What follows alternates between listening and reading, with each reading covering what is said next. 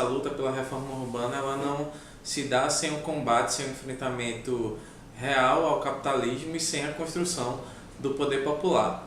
Então o MTST investe na dinâmica de grandes ocupações urbanas, entendendo que, primeiro, a luta pela moradia ela não pode ser resolvida de forma individual, né? A luta pela moradia ela é uma luta coletiva, né? Porque o problema da terra no Brasil, do acesso à moradia, é um problema estrutural, né? Ainda mais nos últimos anos em que cresceu exponencialmente, né, o processo de especulação imobiliária.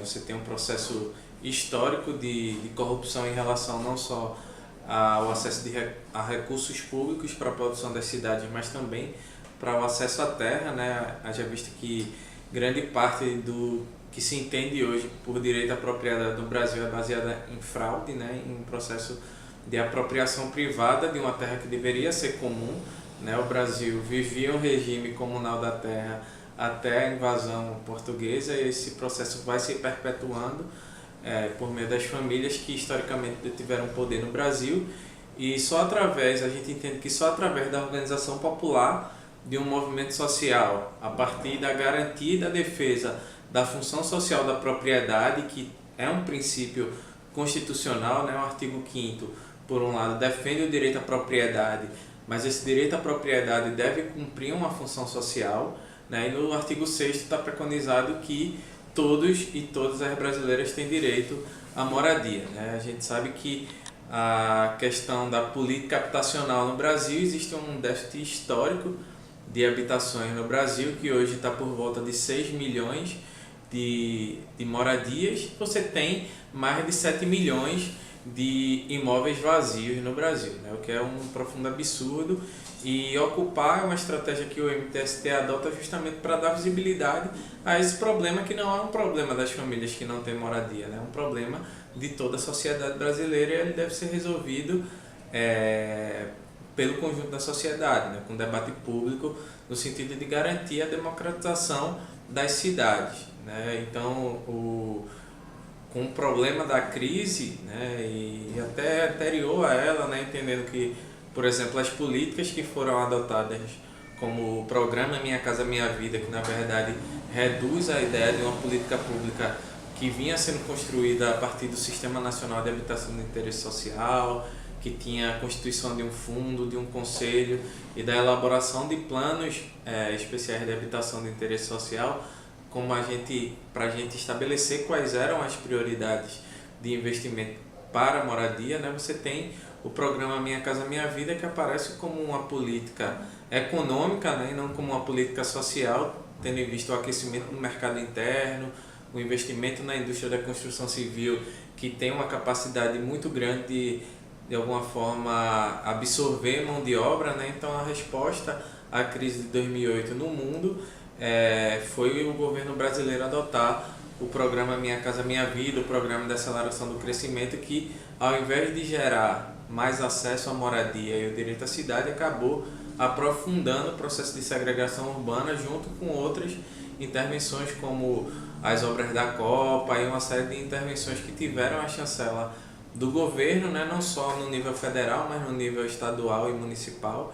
né, e esse processo de crise atual, né, tem aprofundado o problema da moradia, porque cada vez menos as famílias têm capacidade de pagar, né, já que é por essa via que muitas vezes as famílias têm acesso à moradia, né, através do mercado formal ou informal, ou através do aluguel, né, com o problema do desemprego e da crise. Cada vez menos famílias têm condições de garantir o seu acesso à moradia, e isso gera um conjunto de reivindicações que se dá através de protestos, de manifestações, de ocupações, para de alguma forma requerer do Estado, que tem a responsabilidade constitucional de prover moradia, para garantir essa política habitacional, né? O MTST entende que a garantia, né, primeiro, resolver o problema da moradia é um problema complexo, né? Você tem que atacar o problema da terra no Brasil, né, e garantir que, por exemplo,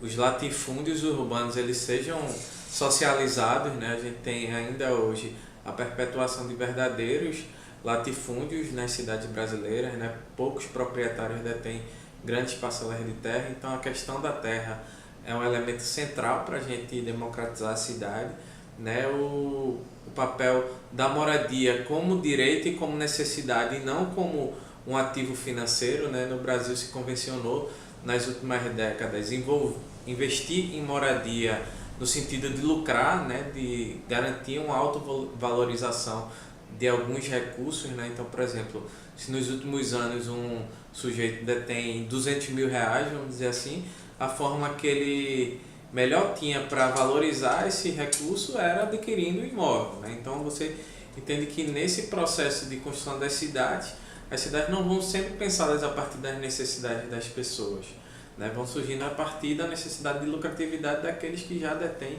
o poder econômico. A gente precisa debater a questão do aluguel no Brasil, né? Porque se a gente tem um indicador que mede a necessidade da construção de novas moradias, que é o déficit habitacional, a gente precisa entender que esse indicador ele cresce cada vez mais porque as famílias têm um ônus excessivo com aluguel, né? Que é gastar mais de 30% do salário familiar no pagamento do aluguel. Então, famílias que recebem hoje um salário mínimo de R$ 900, né? E que gastam mais de R$ 300 de aluguel, que é uma realidade, né? Hoje ninguém consegue alugar uma moradia minimamente adequada abaixo de R$ 400, então você tem um volume cada vez maior de trabalhadores e trabalhadores comprometendo grande parte de sua renda para ter acesso à cidade, né? Ter acesso à moradia, que ao invés de ser um direito é algo que é acessado pela via do mercado. Então você tem um conjunto de ações que podem ser viabilizadas para enfrentar o problema da moradia, né? O primeiro é atacar a especulação imobiliária, né? Como os grandes proprietários mantêm um número significativo de imóveis sem nenhuma função social, né, apenas visando o lucro a longo prazo, né, você precisa investir não só na garantia que esses imóveis sejam destinados para a moradia popular, mas a garantia de recurso também para a requalificação desses imóveis, e grande parte deles se encontra, apesar de em condições de habitação, né, necessitando de algumas melhorias, né. Você precisa também construir novas habitações, né, em áreas que você tem uma grande demanda concentrada em relação a isso. Você pode empreender uma política de aluguel social, né. A questão do aluguel não é um problema em si, ele é um problema quando ele, na verdade, onera bastante as famílias, né, compromete grande parte do orçamento familiar. Então você tem em alguns lugares já uma política de aluguel social em que o Estado proprietário do imóvel, ou pode ser um proprietário privado, mas você tem uma política de subsídio que garanta com que as famílias tenham acesso àquele imóvel com um valor módico, simbólico, né? Você tem, por exemplo, se hoje as famílias pagam 50, 80, 100 reais de prestação no Minha Casa Minha Vida, a gente poderia ter uma política de aluguel social onde as famílias pagassem um valor parecido com esse, né, não teria o problema de você construir novas habitações, e você também facilitaria a questão das famílias escolherem o espaço onde elas vão morar, né? Porque existe um grande debate em relação a, por exemplo, a família que recebe uma moradia por parte do governo não poder, por nenhum motivo, vender essa moradia, né? Muitas vezes as famílias vendem pela necessidade de relocamento, ou primeiro porque os projetos não foram discutidos com elas, né? Então elas moram em determinado lugar e a política habitacional as atende jogando elas para lugares onde elas não têm vínculos, e muitas vezes as famílias são obrigadas a voltar para os lugares onde ela tem um vínculo social, né? Onde elas trabalham e etc. Mas a gente precisa debater essa questão do aluguel também, pensando essa questão da política do aluguel social. Então a gente tem um conjunto de possibilidades, né? Tem a aplicação do Estatuto da Cidade, né? A Lei 10.251, que trata da questão de vários instrumentos, né? Desde instrumentos de participação até instrumentos da política urbana, que contribuem para a garantia da democratização da cidade, né? A aplicação do IPTU progressivo. Então, os imóveis que estão abandonados ou sem função social passam a pagar cada vez mais IPTU até que se haja uma destinação para aquele imóvel, né? A questão da desapropriação, que hoje no Brasil só é usada para desapropriar os pobres e deveria, na verdade, desapropriar os ricos para garantir moradia para os pobres, e uma série de outras ferramentas que podem ser utilizadas, né? Acho que não faltam alternativas para resolver o problema da moradia no Brasil, já que você tem terra, sim, disponível, e você tem vários imóveis que não estão servindo para nenhum uso, e é um absurdo que a gente ainda conviva com esse problema em pleno século XXI, tendo todas as condições técnicas e políticas para resolver esse problema, mas a gente acredita que só com mobilização social, só com pressão popular que a gente vai conseguir resolver esse problema, e o MTST é uma ferramenta de fazer essa luta e organizar o povo para lutar por seus direitos.